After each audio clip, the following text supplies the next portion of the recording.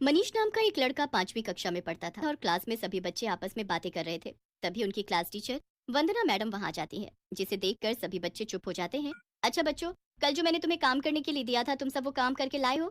जी जी जी madam. ठीक है, अब सभी बच्चे अपनी अपनी कॉपी लाकर मुझे दिखाओ। निखिल, ये तुम्हारा काम पूरा क्यों नहीं है? मैंने तुमसे पहले भी कहा है कि मुझे मेरा काम पूरा चाहिए। अब जाओ, इस काम को अपनी कॉपी में 10 बार जाकर करो। और हाँ, अगली बार मुझे तुम्हारा काम पूरा चाहिए, नहीं तो। बेचारा निखिल चुपचाप जाकर अपनी सीट पर काम करने लगता है। वंदना मैडम बहुत ही सख्त टीचर थी, इतनी सख्त कि अगर उसकी क्लास का कोई बच्चा उसका दिया हुआ काम पूरा करके नहीं लाता तो वो उससे बड़ी ही सख्ती के साथ पेश आती थी। वंदना मैडम का ऐसा बर्ताव देख मनीष बुरी तरह डर जाता है और मन ही मन कहने लगता है, ये मैडम तो बहुत ही गुस्सा करती हैं। तभी वंदना मैडम सभी बच्चों से गणित के कुछ सवाल पूछती है, जिस पर मनीष एक भी सवाल का सही से जवाब नहीं दे पाता। तो वो उस पर बहुत बुरी तरह चिल्लाती है, तुम्हें इतना सा भी सवाल नहीं आता? जाओ जाओ, अपनी सीट पर दोनों हाथ खड़े करके खड़े हो जाओ। और हाँ, कल ये सारे के सारे सवाल के जवाब मुझे चाहिए, समझे?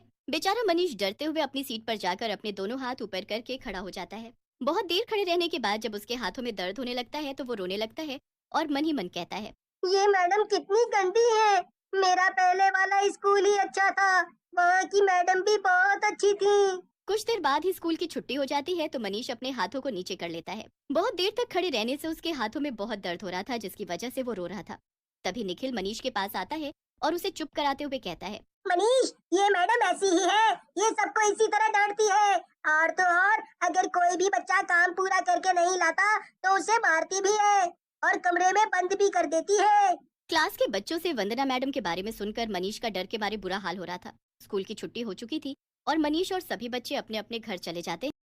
और फिर अगले दिन मनीष तैयार होकर स्कूल चला जाता है और क्लास में जाते ही वंदना मैडम उन्हें पढ़ाने आती है और सबसे पहले वो सभी बच्चों से कल के दिए काम के बारे में पूछती है। बच्चों, कल जो मैंने तुम्हें याद करने के लिए दिया था, याद करके लाए?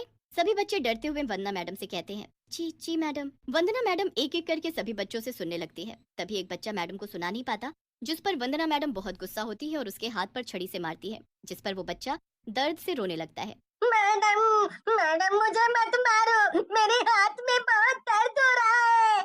दर्द हो रहा है? हम्म, जब मैंने तुम्हें याद करके लाने के लिए कहा था तो फिर तुम याद करके क्यों नहीं लाए?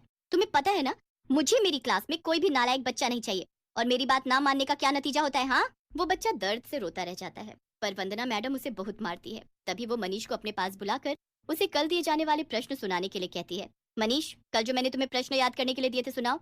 मनीष कल पूरे दिन मैडम के डर की वजह से याद नहीं कर पाता है। वो मैडम। वो क्या? मेरे कहने के बावजूद भी तुम याद करके नहीं आए? हाँ, मैं अभी तुम्हें बताती हूँ मेरी बात ना मानने का क्या हाल होता है। फिर वंदना मैडम जोर से मनीष को 2 थप्पड़ लगाती है। आज तो मैं तुम्हें ऐसी सजा दूंगी कि तुम फिर कभी कुछ भी नहीं भूल पाओगे। वंदना मैडम गुस्से में मनीष को स्टोर रूम में ले जाकर बंद कर दिया। कोई है? कोई तो मुझे बाहर निकालो। मुझे यहाँ बहुत डर लग रहा है। मम्मी, मम्मी मुझे यहाँ से बाहर निकालो। मनीष बेचारा चिल्लाता रह जाता है, पर कोई भी उसे बचाने नहीं आता। स्कूल की छुट्टी भी हो जाती है और सभी बच्चे अपने अपने घर चले जाते हैं, पर मनीष वहीं स्टोर रूम में बंद अपनी मम्मी को याद करके रोता रहता है। तभी स्टोर रूम की खिड़की से अचानक एक जहरीला सांप आकर मनीष को डस लेता है, जिससे तुरंत ही मनीष की मौत हो जाती है और सांप के डसने की वजह से वो एक भूतिया सांप बन जाता है। मैं मैं भूतिया सांप कैसे बन गया? और जब मनीष अपनी लाश को जमीन पर पड़े देखता है तो वो रोने लगता है। नहीं, नहीं, मैं नहीं मर सकता। मैं भूतिया सांप नहीं बन सकता। मैं तो मनीष हूँ। इस वंदना मैडम की वजह से आज मेरी मौत हो गई और मैं एक भूतिया सांप बन गया। अब मैं वंदना मैडम को नहीं छोड़ूंगा। उसने ना जाने कितने मासूम बच्चों को तकलीफ पहुंचाई है। अब उसे उसके किए की सजा मिलेगी। रात बहुत हो चुकी थी, वो भूतिया सांप वहाँ से गायब हो जाता है। और फिर कुछ दिन बाद क्लास में वंदना मैडम बच्चों को पढ़ा रही होती है। तभी एक बच्चा उसे ठीक से स्पेलिंग नहीं सुना पाता, तो वो उस बच्चे पर बहुत गुस्सा होती है और उसे मारने के लिए एक छड़ी उठाती है। तो वो छड़ी एक भूतिया सांप बन जाती है, जिसे देखकर वो बुरी तरह डर जाती है और वो छड़ी को दूर फेंक देती है और चिल्लाने लगती है, भूतिया सांप, भूतिया सांप, बचाओ, सांप, सांप। फिर कुछ देर बाद ही इंटरवल हो जाता है और वंदना मैडम खाना खाने के लिए अपना टिफिन खोलती है, तो उसमें एक भूतिया सांप दिखाई देता है। तो वो अपना टिफिन फेंक देती है।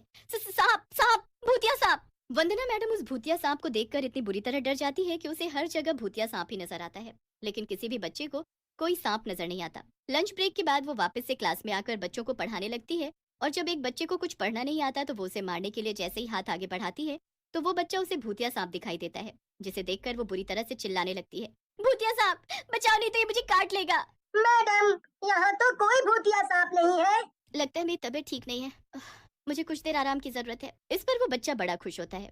आज तो बाल बाल बच गए, नहीं तो वंदना मैडम बहुत मारती।